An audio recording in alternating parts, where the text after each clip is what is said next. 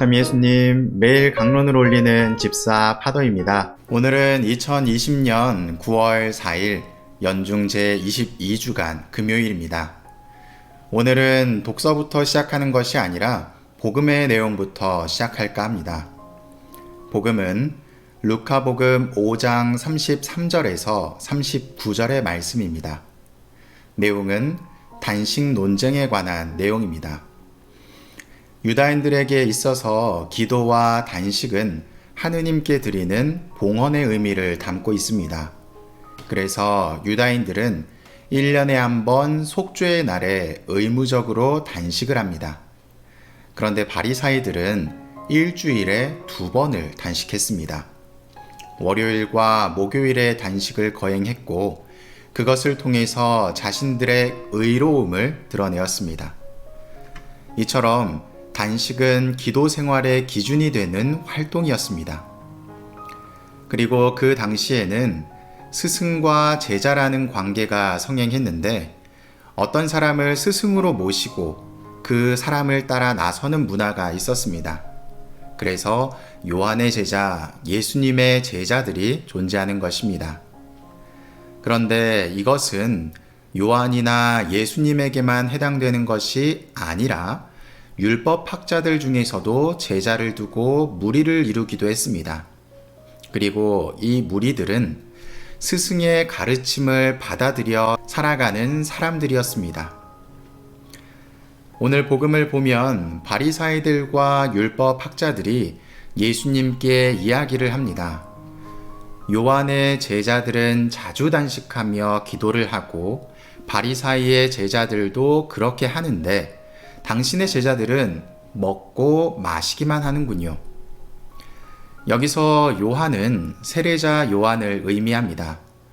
요한과 제자들은 자주 단식을 하며 기도하는 표현을 통해서 열심히 기도 생활을 하고 있었다는 것을 드러내고 있습니다. 또한 바리사이의 제자들도 그렇게 한다고 이야기합니다. 잠시 사족을 달면 율법학자들은 제자들을 양성했지만 바리사이들은 제자들을 둘 수 없었습니다. 그들은 평신도였기 때문입니다. 복음에서 바리사이들의 제자들이란 표현은 바리사이들이 모인 무리라고 보는 것이 맞습니다. 다시 복음으로 넘어오면 예수님께서 이렇게 답하십니다. 혼인잔치의 손님들이 신랑과 함께 있는 동안에 단식을 할 수야 없지 않느냐. 혼인잔치의 비유를 들면서 예수님께서 누구인지를 간접적으로 드러냅니다. 혼인잔치에서 중요한 인물은 신랑입니다. 신랑은 곧 그리스도를 상징합니다. 혼인잔치가 이루어지기 위해서는 신랑이 신부를 데리고 올 때 이루어집니다. 따라서 신랑이 왔다는 것은 혼인잔치가 시작되었다는 것을 의미하며 구원의 때가 다가왔다는 것을 의미합니다. 그러나 예수님께서는 앞으로 닥칠 일을 더불어 예언하십니다. 그들이 신랑을 빼앗길 날이 올 것이다. 그때에는 그들도 단식할 것이다. 그리스도께서 순환과 죽음을 통해서 사람들과 헤어지는 시기가 오게 되면 자연스럽게 그들의 혼인잔치는 끝이 나고 단식과 기도를 하게 될 것을 표현하고 계십니다. 그리고 난 뒤에 2가지 예화로 율법과 그리스도의 복음을 비유하십니다. 오늘 나오는 옛것은 유다교, 율법, 모세의 시대로 표현되며 새 것은 그리스도교, 복음, 예수님의 시대로 표현됩니다. 그리고 이 두 관계는 분리되어 생각해야 되고 서로 합치려 하면 할수록 좋지 않은 영향이 생길 것을 표현하고 있습니다. 즉, 새로운 시대의 새로운 가르침은 이전까지의 통념에서 벗어날 때 가능해진다는 것을 뜻합니다. 그리고 이 새로움을 받아들이지 못하는 사람은 묵은 것이 좋다라는 표현으로 받아들이지 못하는 모습을 보이게 됩니다. 오늘 독서는 코린토 1서 4장 1절에서 5절의 말씀입니다. 성경에서 제목을 보면 그리스도의 사도라는 이름을 지니고 있습니다. 그리스도의 사도가 된 사람들이 어떤 모습을 보이며 살아가야 되는지를 표현해주고 있습니다. 그리고 독서에서 바오로는 그리스도의 사도를 시종이며 관리인으로 표현합니다. 자신이 주인이 아니라 맡겨진 일을 성실히 수행해야 되는 종의 모습과 관리인의 모습을 지녀야 한다는 것이죠.